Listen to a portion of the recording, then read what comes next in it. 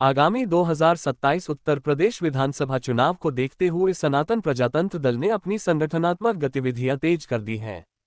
इसी क्रम में पार्टी के राष्ट्रीय अध्यक्ष अजय कुमार शुक्ला की मौजूदगी में मैनपुरी में जिला अध्यक्ष सहित पूरी जिला कार्यकारिणी का गठन किया गया।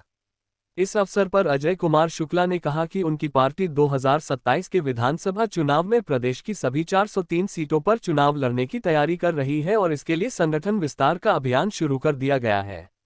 उन्होंने कहा कि पार्टी जातिगत राजनीति से ऊपर उठकर हिंदुत्व की विचारधारा के आधार पर आगे बढ़ रही है। राष्ट्रीय अध्यक्ष ने ये भी कहा कि यदि उनकी पार्टी को जनसमर्थन और सत्ता में भागीदारी मिलती है तो वो हिंदू राष्ट्र और गौमाता को राष्ट्रीय पशु घोषित करने जैसे मुद्दों को प्रमुखता से उठाएगी। प्रेस वार्ता के दौरान अजय कुमार शुक्ला ने भारत के मुसलमानों, सिखों और ईसाइयों के संबंध में भी अपने विचार व्यक्त किए और दावा किया कि उनके पूर्वज हिंदू थे। यह उनका व्यक्तिगत राजनीतिक बयान है। अयोध्या राम मंदिर चंदा मामले पर पूछे गए सवाल के जवाब में उन्होंने आरोप लगाया कि इस मामले में अभी बड़े लोगों तक जांच नहीं पहुंची है और यह कथित तौर पर सैकड़ों करोड़ रुपये से जुड़ा मामला है। दरगाहों को लेकर भी उन्होंने विवादित टिप्पणी करते हुए कहा कि वहां बड़ी संख्या में हिंदू अपनी श्रद्धा और व्यक्तिगत समस्याओं के समाधान की उम्मीद में जाते हैं। ये भी उनका व्यक्तिगत बयान है। आइए देखते हैं हमारे संवाददाता की एक रिपोर्ट। मैनपुरी में सनातन प्रजातंत्र दल का प्रथम कार्यक्रम हुआ है और यहाँ कार्यकारिणी का गठन भी किया गया है जिला कमेटी का, जिसमें यहाँ से जिलाध्यक्ष राम कुमार श्रीवास्तव जी को जो है बनाया गया है। राम कुमार श्रीवास्तव जी जिलाध्यक्ष खड़े हुए, इनको जिलाध्यक्ष बनाया गया है और ग्रेस चंद्र पूर्व प्रधान है, जिन्हें महासचिव, जिला महासचिव बनाया गया है। और जाहिर अली प्रवक्ता है। प्रशांत शाह ब्लॉक अध्यक्ष कुरावली, आप इधर ही आइए। विजेंद्र कुमार राजपूत विधानसभा अध्यक्ष, कैलाश बाबू जिला कार्यकारिणी सदस्य, हेम सिंह जिला कार्यकारिणी सदस्य, प्रदीप कुमार साख्य जिला कार्यकारिणी सदस्य। एक बड़ा सवाल है कि जिस प्रकार से आप लोगों के द्वारा सनातन प्रजातंत्र दल का विस्तार किया जा रहा है, जो पदाधिकारी नियुक्त किए गए हैं उनका क्या दायित्व रहेगा और किस प्रकार वो क्षेत्र में कार्य करेंगे?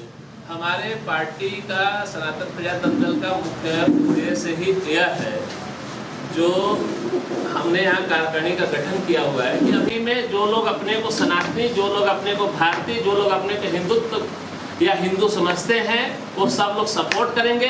जो जाति में अपने आप को बांट लेते हैं, जो अपने को हिंदू मुस्लिम समझते हैं, वो हमें वोट देना नहीं चाहेंगे, क्योंकि उनकी माइंड ही विक्षिप्त हो चुकी है, चेंज हो चुका है। इसलिए उनको समझाना मुश्किल, वो समझना चाहेंगे और उन्हें जनता खुद समझाएगी। तो आने वाले समय में क्या ये माना जाए कि जिस तरह से योगी आदित्यनाथ उत्तर प्रदेश के मुखिया हैं, सनातन की बात करते हैं, क्या उसी नीति पर अब ये सनातन प्रजातंत्र पार्टी चलने वाली है? हम जो है योगी आदित्यनाथ की नीति के आधार पे नहीं, हमारी नीति उनसे और कुछ न कुछ हटके है। वो सिर्फ सनातन की बात करते हैं, सनातन पे अगर कार्य करें तो अलग की चीज है। वो भी कहीं न कहीं क्षत्रिय और ब्राह्मण और शूद्र और पासी और हर बिरादरी का जातिगत समीकरण बैठा के कार्य कर। हम जातिगत बात ही नहीं करते हैं, हमें जाति से मतलब ही नहीं है, कोई जाति है ही नहीं। वर्ण व्यवस्थाएं हैं, ईश्वर ने पैदा किया तो सभी एक है। जन्म से हर कोई शूद्र होता है, कर्म से हर कोई ब्राह्मण क्षत्रिय वैश्य होता है, ठीक है। तो हम उस पर विश्वास करते हैं। चलिए मैनपुरी की बात की जाए। मैनपुरी अखिलेश यादव का गढ़ माना जाता है और आज आपने यहाँ पर ही अपनी पार्टी का गठन किया है। क्या लगता है कि कितना बड़ा चैलेंज आने वाले समय में मैनपुरी को आप देखते हैं, क्योंकि यहाँ पर अखिलेश यादव का वर्चस्व अभी भी कायम है? हाँ, अखिलेश यादव का वर्चस्व अभी भी कायम है, क्योंकि यहाँ पे अखिलेश यादव के पिताजी माननीय मुलायम सिंह यादव पूरे बिरादरी को जातिगत में भेद बांटकर एक भय और डर भी पैदा यहाँ किया गया।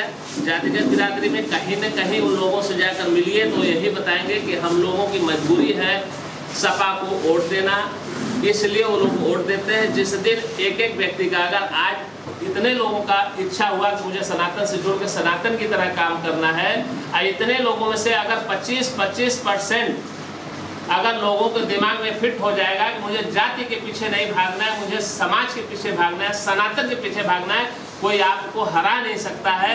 आप वहाँ पे जीत हासिल कर सकते हैं, हमेशा विजय आपकी प्राप्त होगी। अध्यक्ष जी एक बात है, अभी एक प्रकरण चल रहा है चंदा चोरी का राम मंदिर पर, और जिसमें सत्ता पक्ष विपक्ष दोनों एक दूसरे पर राजनीतिक रोटियाँ सेक रही हैं। कुछ कह रहे हैं कि अपने लाभ के लिए मंदिर नहीं गए कभी, इनको कैसे पता लग गया। इसको आप कैसे जानते हैं? तो बड़ी आस्था का विषय होता है, जहाँ लोग बड़ी मन्नत के साथ अपने मेहनत का पैसा बचा करके मंदिर जाते हैं। बहुत अच्छा है आपने इसमें आपका क्या कहना हुआ? सनातन और धर्म के नाम पर ये पार्टी आई थी। एकदम आप बहुत अच्छा सवाल पूछे हैं राम मंदिर के विषय में। अभी हमारा इंटरव्यू हुआ था, अभी लखनऊ में हुआ था, 2-3 दिन पहले हुआ था, उसमें भी ये सवाल पूछा गया था। हमें एक चीज़ आप बताइए, राम मंदिर में यानी कि अयोध्या राम मंदिर हो चाहे किसी मंदिर में, बड़े मंदिर में दर्शन करने जाते हैं तो क्या मोबाइल अलाउ होता है? बड़े मंदिरों में तो नहीं है। होता है नहीं ना? होता है। चाहे बांके बिहारी मंदिर हो चाहे अयोध्या मंदिर, कहीं होता है मंदिर में मोबाइल अलाउ? कहीं नहीं होता है ना। फोटो तक नहीं खींच सकते, मोबाइल ले जाना मुश्किल है। ठीक है, तो हमें एक चीज़ बताइए, लोग कहते हैं कि बाहर के चोर आए, उसमें जो काउंटिंग करने वाले थे उसमें जितने अध्यक्ष थे, सचिव थे, यानी जो कैशियर थे, यानी सारे लोग लिप्त हैं। अभी तक 89 लाख रुपए ही वहाँ बरामद हुआ है, 8 लोगों की गिरफ्तारी दिखाई गई है, मगर जो मेन मुखिया है उसका नाम अभी तक किसी को पता नहीं चला। 800 करोड़ रुपए की चोरी हुई, 800 में 89 लाख आया, तो क्या आया आप बताइए हमें।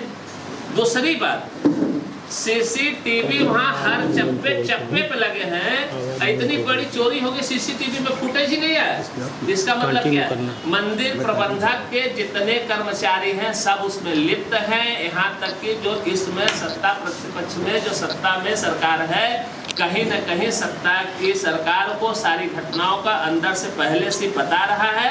अब सामने चुनाव है तो कोई न कोई राजनीति खेली जाएगी, क्योंकि बिना धर्म और बिना सनातन के नाम पर ये लोग कभी जीत नहीं सकते।